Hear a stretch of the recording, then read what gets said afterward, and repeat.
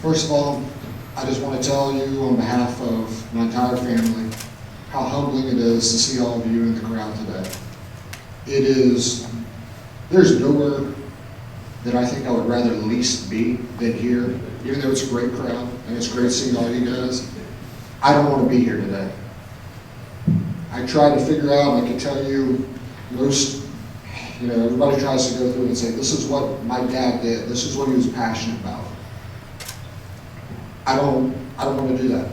His legacy, we've had to do enough interviews, and there were some great stories in the paper about what he's left, and a lot of the tangible things that we can all see. The state college, the hospital, the sports complex, the shops at Wiregrass. All of those we can put our fingers on, and those probably meant the least to him. What meant the most to him was his family and leaving a legacy through lessons. And I think that his final challenge to me today is having to stand up. This is the hardest thing I've ever had to do, by far. Trying to find the strength. I don't sing in the shower. I think out of a well water, because my showers lasted probably 3 hours trying to figure out what I'm going to say today.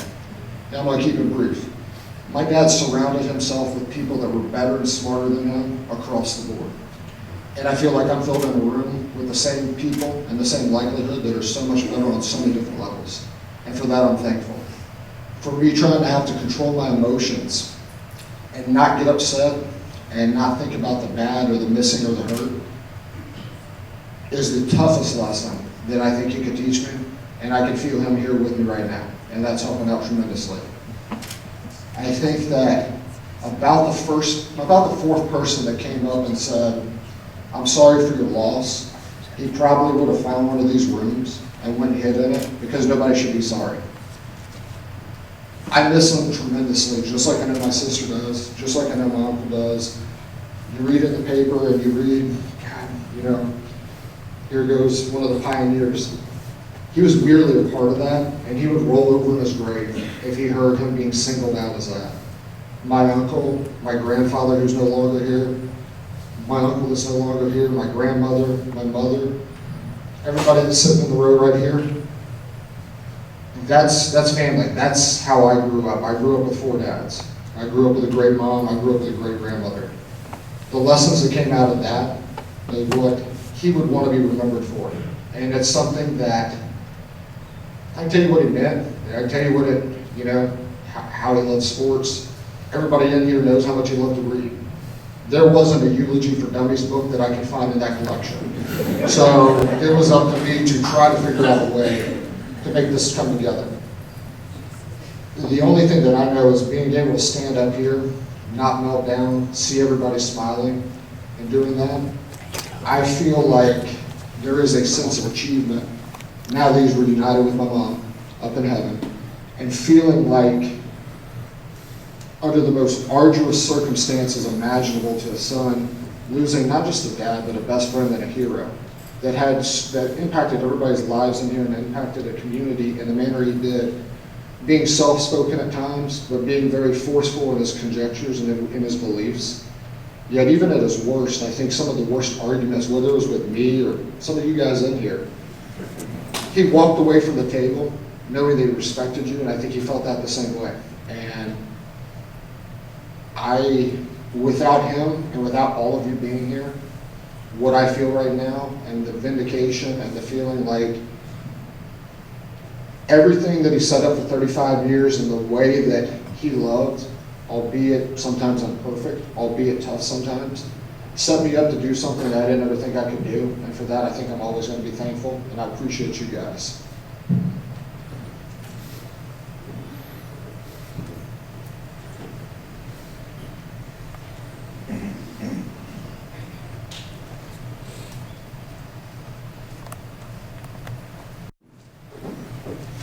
Thank you all so much for being here. I don't speak as freely as JD does. So over the last week, I've really thought and reflected a lot on the man that my father was. I learned so much about him through the eyes of others, and I spoke with Mr. Touchton a lot about this, and Mr. Manson, and how You know, I knew him as my father, but he was so much more than that to so many people.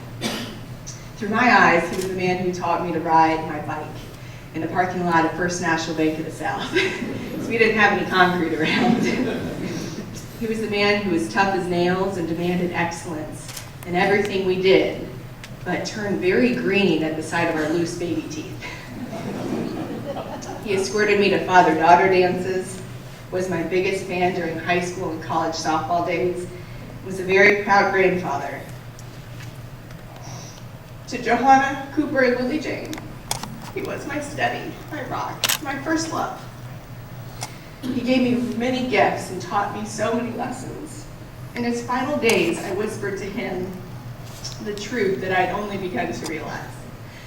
The biggest gift he gave to me was loving my mother unconditionally and us unconditionally. I didn't realize how brave and strong he truly was until I became a wife and then a mother.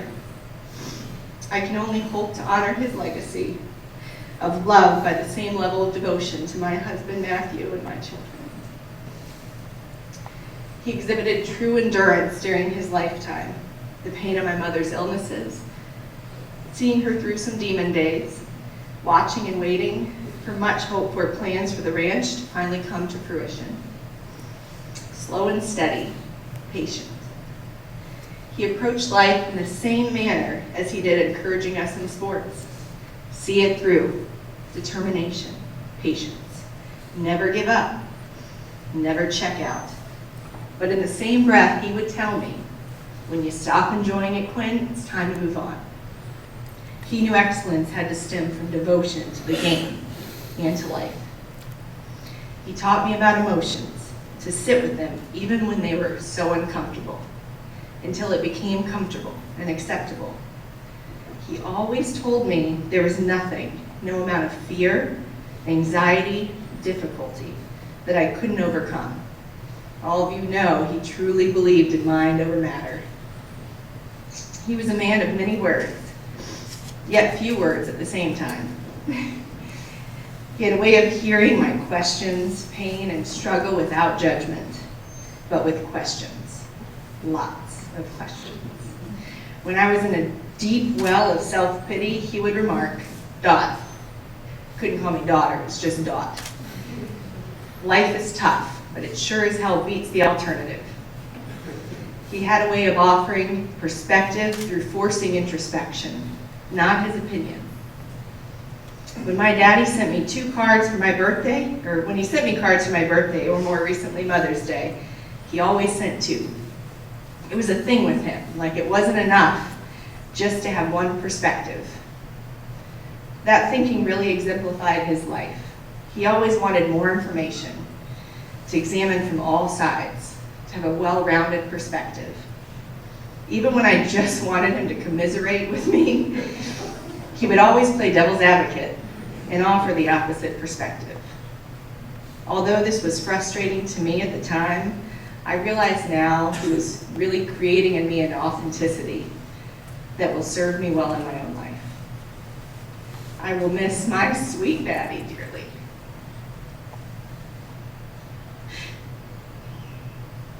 He always told me he loved me, always gave me hugs and kisses.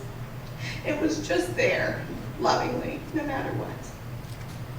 In my heart, I am content knowing he's reunited with my mother, his wife of 38 years, in heaven.